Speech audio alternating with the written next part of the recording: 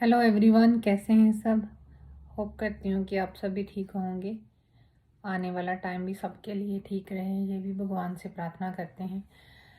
सो आज मैं सबसे बात जो करना चाह रही हूँ, मैं काफ़ी दिनों से चर्चा में चल रहा है। पहले भी थोड़ा सा हमने इस पे बात की है मैंने, लेकिन पंजाब में हो या किसी भी सोशल मीडिया पे हम सब ये काफ़ी जो चर्चा में चल रहा है कि इस इंडिया में लवप्रीत से रिलेटेड और क्या बोलते हैं उसकी वाइफ है बेंत कौर से रिलेटेड।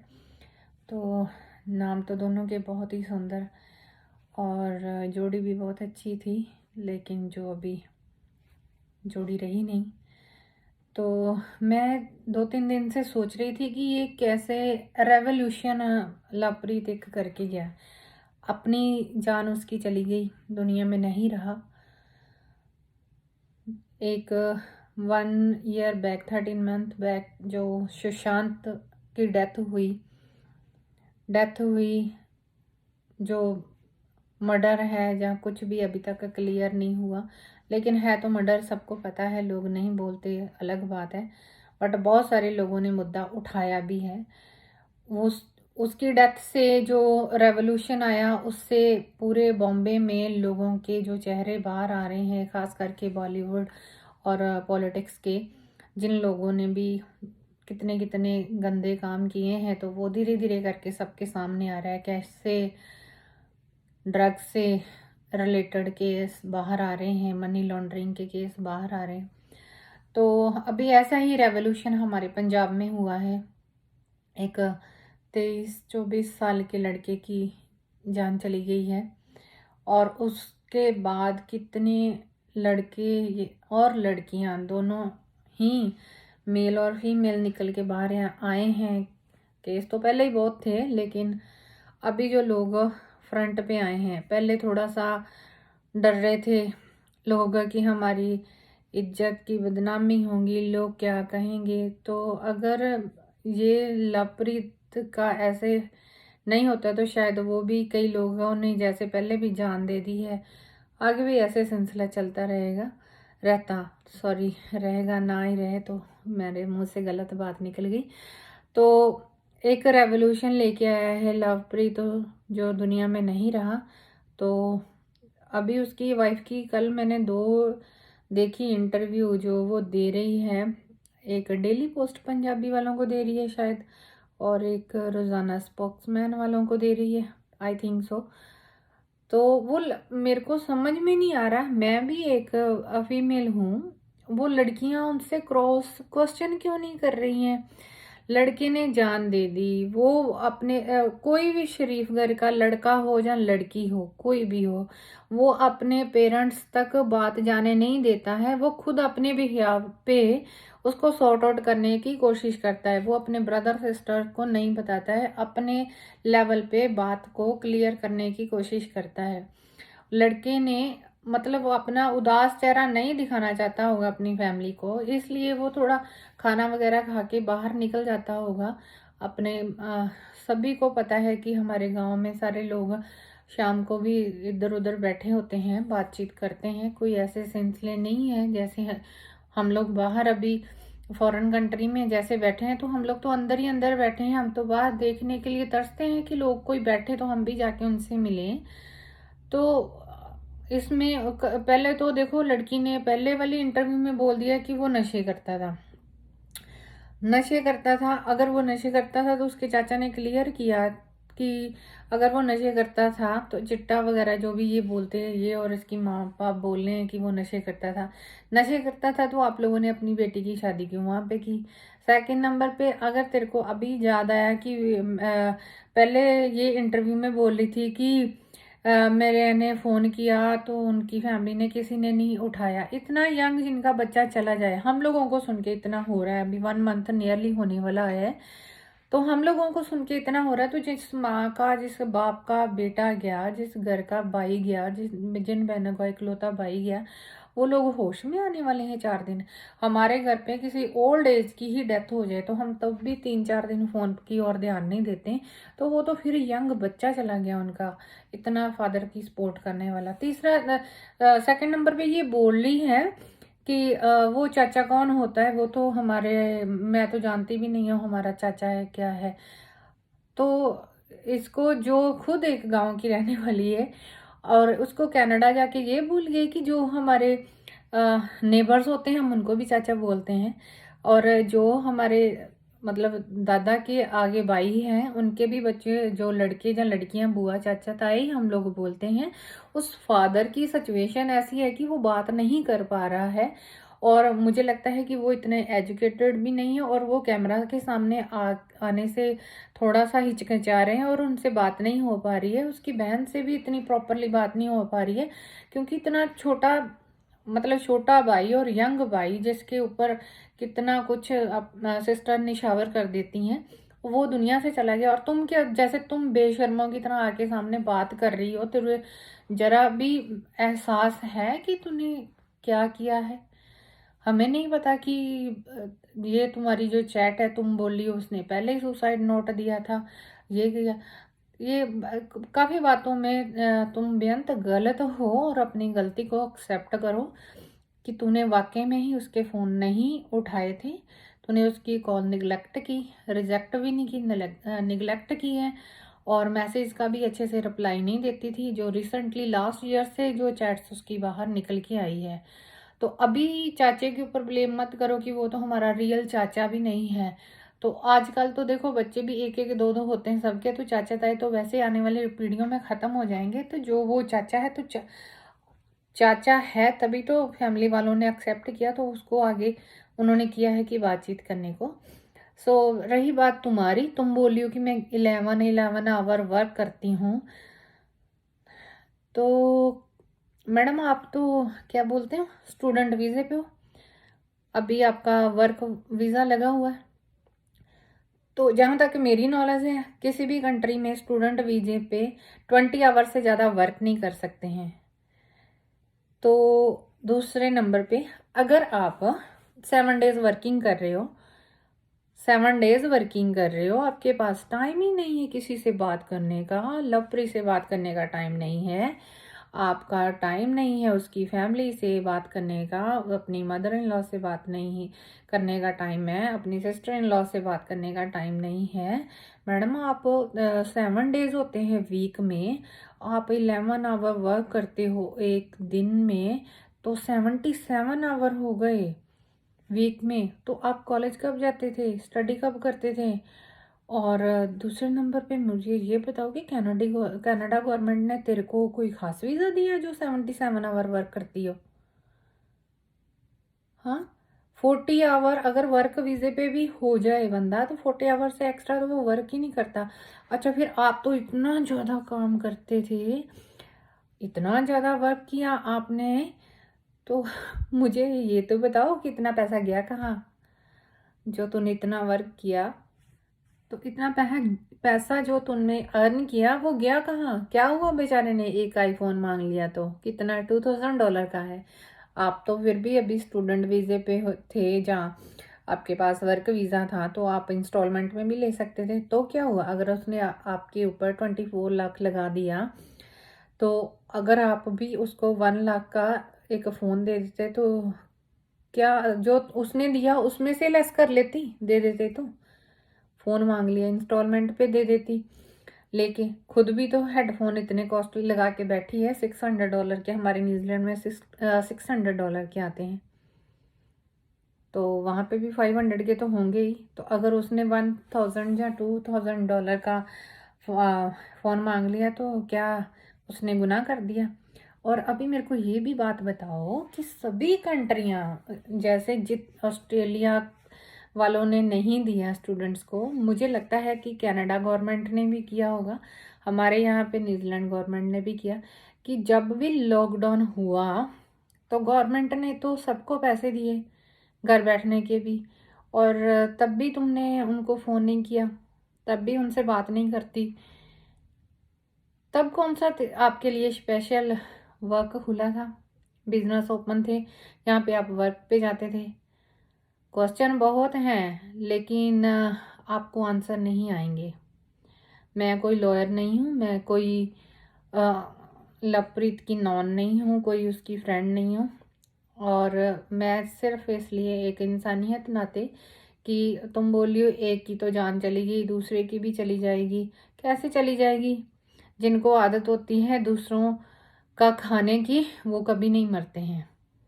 जिनको आदत पड़ी होती है ना दूसरों का छीन के खाने की, वो नहीं मरते, वो सालों साल जिंदा रहते हैं, ना उनको कोई बीमारी लगती है। मतलब वो लड़का इसलिए न अंदर ही अंदर अपनी बात रखी, किसी से बताया नहीं कि पेरेंट्स ऑलरेडी टेंशन में हैं, और ज़्यादा उनको टेंस करके तो क्या करूँगा। हाँ, तो ये तो बात जैसे सभी कर रहे हैं, मैं भी ये बात कर रही हूँ कि हाँ, फ्रेंड सर्कल में जब अभी 6 मंथ से ऊपर किसी का टाइम हो जाता है, उसका पार्टनर बाहर है, या 1 ईयर से ऊपर हो जाता है, तो नेचुरली है कि सभी बातें करते हैं, सभी पूछते हैं हाँ भाई तेरा कब होगा, तुम कब जा रहे हो। और जैसे बाकी कंट्रीज में बॉर्डर क्लोज किए थे, तो कनाडा ने तो इतना टाइम के लिए क्लोज भी नहीं किए थे, जैसे हमारे अभी तक नहीं ओपन हुए इंडिया के लिए। और आप तो सीधी सीधी बात कर रही थी कि लॉकडाउन हो गया, उन्होंने बोला है मैरिज जो है ओल्ड दिखानी। अभी तक तो मुझे लगता नहीं था कि कनाडा ने इतने टफ रूल कोई किए हैं, लेकिन जैसे सिचुएशनें तुम गर्ल्स कर रही हो, स्पेशली कुछ गर्ल्स कर रही हैं। पहले हमारे यहाँ न्यूजीलैंड में भी बहुत सारे गर्ल्स ने ऐसा किया है, तो अभी हमारे यहाँ पे तो लास्ट 3 ईयर से रूल पार्टनर वीज़े के लिए बहुत ज़्यादा टाइट कर दिए हैं कि लड़के लड़कियां आके अपने पार्टनर को यहाँ पे उनसे सेपरेट हो जाते हैं, किसी और से रिलेशनशिप में चले जाते हैं, जहाँ इंडिया से उनको बुलाते नहीं है। तो हमारे यहाँ पे तो रूल बड़े टफ हो गए, तो वहाँ पे भी हुए ही होंगे। नहीं हुए तो अब जैसे केस बाहर आ रहे हैं तो हो जाएंगे। और तुम जैसे आपकी जो फोटो वो निकली है एक सोशल मीडिया पे, कोई लड़का सेल्फी ले रहा है अपने फोन में, कोई थर्ड मेंबर कैसे आपके शोल्डर पे ऐसे करके हाथ रख देता है जब आप उनको इजाज़त नहीं दे रहे। ऐसे कितने फ्रेंड होते हैं जो ऐसे आपके साथ सिंगल के साथ ऐसे सेल्फी ले रहा है। तो अगर आपके साथ ग्रुप वाली फ़ोटो थी तो वो तो आप बोल रहे हैं, आपके पेरेंट्स बोल रहे हैं उन्होंने अपने आप कर ली। ऐसा भी कोई टेक्निक नहीं इतनी आई कि आपको मिरर के सामने खड़ा कर दिया, उनको खड़ा कर दिया। आप तो आपके फेस पे तो कोई परेशानी नहीं दिख रही है। तो मैडम थोड़ा सा अपने थॉट को बदलो। अभी चाचा के पीछे मत पड़ो कि उसने ऐसा करा तो ऐसा करा। आपकी मम्मी की वीडियो हमने देखी, इंटरव्यू जो दे रही है, पापा झूठा झूठा रो रहे हैं, और मम्मी के तो आंसू एक दिखाई भी नहीं दे रहा आंख में। क्या लोग हैं। और आपने किया, और आपके कोई सुनने में आया है कि कोई ताए चाचे की बेटी भी ऐसे कर रही है। तो गलती हो गई है, उसको रियलाइज़ करो। और उनके पेरेंट्स को जो भी उनका है, तो आप वेट क्यों कर रहे हो? आप तो जा सकते हो ना अभी इंडिया। कनाडा की फ़्लाइट तो ओपन हो गई है इंडिया के लिए। वैक्सीनेट आप करवाओ अपने आप को, तो जाओ। आपने तो मुझे लगता नहीं कि आप तो घर से भी बाहर निकले होंगे वहाँ से इतने दिनों से, क्योंकि वो लड़का बेशर्म जिसने सारा कुछ किया आपके साथ, उसको ये सारी बातें हो सकता है पता नहीं है, तभी अपनी आईडीज ब्लॉक कर गया। और तुम कैसे आया के बातें कर रही हो? हेयर स्टाइल ऐसे बना बना के, जिसका आदमी मरे को अभी 1 मंथ नहीं हुआ हो तो वो ऐसे हेयर स्टाइल बना बना के आते हैं। कुछ सोचो, ऐसे नहीं है। बाकी जितने भी लड़के लड़कियां इंडिया में हैं, जहाँ किसी भी कंट्री में सिंगल स्पाउस गए हुए हैं तो उनके पार्टनर इंडिया में हैं, तो आप लोग अपने पार्टनर के साथ वफा कीजिए, बेवफा मत बनिए। क्योंकि देखिए जो लड़ाई झगड़े होते हैं भाई बहनों से भी हो जाते हैं, माँ बाप से भी होते हैं। तो अगर पार्टनर से ये भी कोई लड़ाई झगड़ा हो गया तो उसको आप इतना लंबा इशू मत बनाओ कि आज मैं इसको छोड़ दूंगी या मैं कल उसको छोड़ दूंगा तो फिर मेरे को नया मिल जाएगा। तो अगर नए को आपकी पुरानी बातें पता चलेंगी, जहाँ आपकी गलती हो या ना भी हो तो भी आपको वो सुनाता ही रहेगा। तो फिर अगर उससे भी लड़ाइयाँ होने लग गई तो फिर 5 साल उसके साथ, 2 साल उसके साथ, 10 साल तो आप जैसे लोग निकालते ही नहीं होंगे, 6 मंथ उसके साथ। तो ऐसे टाइम चेंज करते जाएंगे तो कैसे आगे बढ़ेंगे? नहीं बढ़ पाएंगे। तो डिसीज़न एक ही बार लें अपना शादी का जो भी है, तो थोड़ा सा मेच्योरिटी से लें, नहीं तो अपने लिए भी हम गलत कर रहे हैं और हमारी फैमिली के लिए भी हम गलत ही कर रहे हैं। तो जितने भी लोगों ने अपना, मैंने देखी है कि वहाँ पे वीडियो जैसे सबने मैडम मनीषा गुलाटी को अपनी अपनी कंप्लेंट्स दी हैं। तो लड़के लड़कियाँ जितने भी अभी तक जिन्होंने नहीं सोचा था अपने फैमिली को या अपने पार्टनर को बुलाने का, तो अपना अपना जो रूट पकड़ा था पहले वाला कि नहीं कोई बात नहीं, कही तो बच्चों को छोड़ के आए। यहाँ पे भी एक बंदे को मैंने जानती हूँ, अपने बच्चे को छोड़ के तो किसी और गर्ल के साथ रह रहा था, वाइफ और बच्चे को छोड़ के। इतना प्यारा बेटा था उसका। अभी तो मेरे को लगता है वो बच्चा 9 ईयर का हो गया होगा, लगता मेरे को। तो वो बंदा खुद भी स्मार्ट था, उसका बेटा भी स्मार्ट था, वाइफ भी स्मार्ट थी, और जो उसने ढूंढी वो बिल्कुल बेकार थी। पता नहीं क्या देख लेते हैं। साथ में स्टूडेंट है, साथ में स्टूडेंट है तो स्टूडेंट जैसा बिहेव करो ना, पार्टनर क्यों बनते हो? दिमाग कितने, माँ बाप को कितनी बार चेंज कर सकते हो अपनों को? लोगों का मतलब माइंड ऐसा है कि समझ में नहीं आ रहा कि नया दिन, नई सवेर, नया पार्टनर।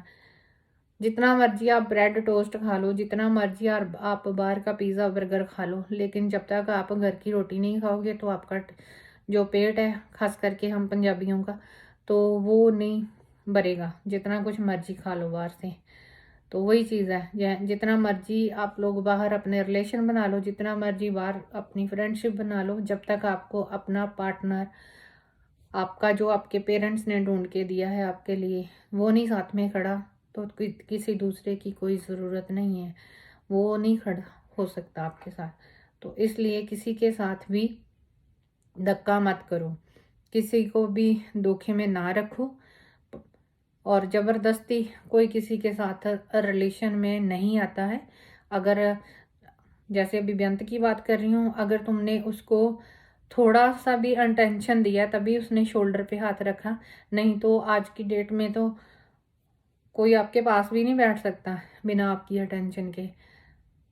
इसलिए मैं सबसे यही रिक्वेस्ट करना चाहूँगी कि बहुत लकी हैं अगर आप किसी भी कंट्री में बाहर पहुँच चुके हैं और आपके जो पार्टनर्स हैं वो इंडिया में हैं, तो उनको बुलाने के जो प्रोसेस है वो शुरू कर दीजिए। जिनकी भी कंट्रीज़ में ये इमिग्रेशंस ओपन है, हमारे यहाँ तो अभी नहीं ओपन है, जैसे पता है सबको कि अभी बंद है, फेब में खुलेगी। जो नए वीज़े वगैरह हैं वो 2022 में फेब में अनाउंस किया है कि बॉर्डर्स ओपन होंगे।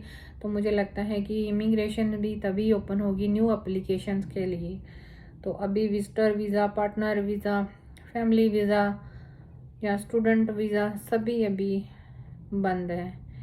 तो अभी जब ओपन होंगे तो अपने अपने पार्टनर को बुलाइए और उनके साथ जाके इंडिया रहिए, जो भी गवर्नमेंट के रूल है। अब मैं नेक्स्ट वीडियो में बताऊंगी कि पार्टनरशिप के लिए क्या क्या रूल है, उनका प्रोसेस क्या है। Thank you guys. अगर कोई वीडियो बनाते समय मेरे से मिस्टेक हो गई हो तो उसके लिए सॉरी, बट मैंने बहुत सारे एक्सपीरियंस यहाँ पे भी किए कि लड़कियाँ ज़्यादातर गलत करती हैं। जैसे 3% लड़के गलत करते हैं तो 7% लड़कियाँ गलत करती है।